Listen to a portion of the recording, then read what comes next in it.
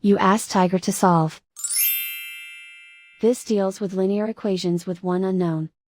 The final result is x equals 9. Let's solve it step by step. Simplify the expression. Simplify the arithmetic. Group all x terms on the left side of the equation. Subtract 6x from both sides. Group like terms. Simplify the arithmetic. Group like terms. Simplify the arithmetic. Group all constants on the right side of the equation. Subtract 5 from both sides. Simplify the arithmetic.